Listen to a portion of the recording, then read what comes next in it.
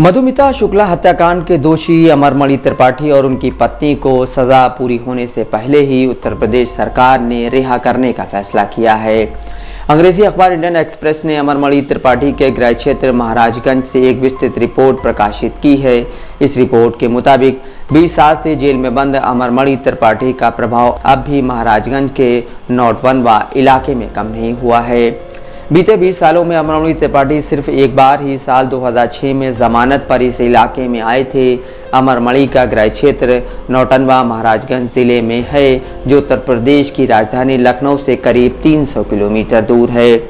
अखबार लिखता है, नौटनवा की गलियों में ही अमरमणि त्रिपाठी के प्रभाव को समझा जा सकता है। उत्तर प्रदेश के पूर्व मंत्री अमरमणि त्रिपाठी भले ही 20 साल से जेल में बंद हो, नौटनवा कस्बा अब उनकी वापसी का इंतजार कर रहा है। यहाँ लोगों को लगता है कि त्रिपाठी को साल 2003 के मधुमिता शुक्ला हत्याकांड में फंसाया गया था।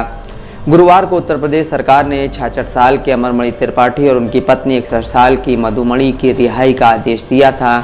दोनों ही साल 2007 से कवयित्री मधुमिता शुक्ला हत्याकांड में आजीवन कारावास की सजा काट रहे हैं। रिपोर्ट के मुताबिक इस सजा का अधिकतर हिस्सा उन्होंने गोरखपुर के बीआरडी मेडिकल कॉलेज में स्वास्थ्य कारणों की वजह से बिताया है।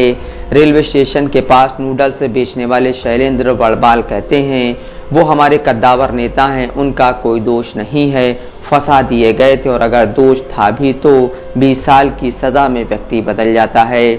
मधुमिता शुक्ला की लखनऊ के उनके घर में साल 2003 में 2 हमलावरों ने गोली मारकर हत्या कर दी थी। आरोप है कि त्रिपाठी के मधुमिता शुक्ला से संबंध थे। वड़बाल इस हत्याकांड के समय सिर्फ 6 साल के थे। उन्होंने कभी भी त्रिपाठी के सक्रिय राजनीतिक जीवन को नहीं देखा, लेकिन वो मानते हैं कि त्रिपाठी के लौटने का पूर्वी उत्तर प्रदेश की राजनीति पर बड़ा प्रभाव पड़ेगा। वड़बाल कहते हैं कि उन्होंने बुजुर्गों से सुना है कि त्रिपाठी एक बड़े नेता हैं और उन्होंने महाराजगंज के विकास के लिए बहुत कुछ किया। अखबार से बात करते हुए नौटनवा नगर पालिका के चेयरमैन और त्रिपाठी परिवार के करीबी ब्रजेश मणि त्रिपाठी कहते हैं, वो चुनाव लड़ें या नहीं, या चुनाव प्रचार करें या नहीं, इससे फर्क नहीं पड़ता है। अगर वो मंच से खड़े ही हो जाएंगे तो समीकरण बदल जाएंगे। अखबार के मुताबिक बहुत से लोग ये मान रहे हैं कि बीजेपी का त्रिपाठी को जेल से रिहा करने का फैसला आम चुनावों से पहले पूर्वी उत्तर प्रदेश में ब्राह्मण मतदाताओं को रिझाने की रणनीति भी हो सकता है। हाल के सालों में विपक्षी दल अलग अलग मामलों को लेकर बीजेपी पर ब्राह्मण विरोधी होने के आरोप भी लगाते रहे हैं। अखबार अपनी रिपोर्ट में लिखता है कि त्रिपाठी की रिहाई से बीजेपी को ब्राह्मणों का समर्थन हासिल करने में मदद मिल सकती है। अमरमणि त्रिपाठी 4 बार विधायक रहे। उन्होंने जेल के भीतर रहते हुए भी चुनाव जीता। वो यूपी के सभी 4 बड़े राजनीतिक दलों कांग्रेस, बीजेपी, समाजवादी और बहुजन समाज पार्टी में शामिल रहे हैं। हालांकि जेल से रिहाई के बाद त्रिपाठी किस पार्टी में जाएंगे, इस योजना को उनका परिवार अभी सार्वजनिक नहीं कर रहा है। अमरमणि त्रिपाठी के बेटे 32 साल के अमरमणि त्रिपाठी भी पूर्व विधायक हैं और फिलहाल अपनी पत्नी सारा की हत्या के मामले में जेल से बाहर हैं। अमन त्रिपाठी ही इस समय इस परिवार का राजनीतिक चेहरा है। अखबार की रिपोर्ट के मुताबिक उनके पत्र गांव पाहुड़ी में त्रिपाठी परिवार को पूरा समर्थन हासिल है। सभी धर्मों और जातियों के लोग इस परिवार का समर्थन करते हैं।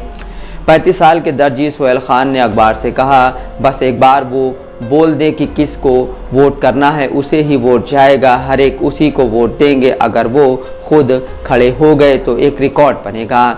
गांव के लोगों का कहना है कि त्रिपाठी की जेल से वापसी गांव दिवाली से कम नहीं होगी और पूरे ज़िले के लोग उनके स्वागत में इकट्ठा होंगे। वहीं अमरमणि त्रिपाठी ने कहा, अभी तक हमने कुछ तय नहीं किया है और न ही इस बारे में सोचा है। हम एक राजनीतिक परिवार हैं। 2022 के विधानसभा चुनावों में अमरमणि त्रिपाठी स्वतंत्र चुनाव लड़े थे और तीसरे नंबर पर रहे थे।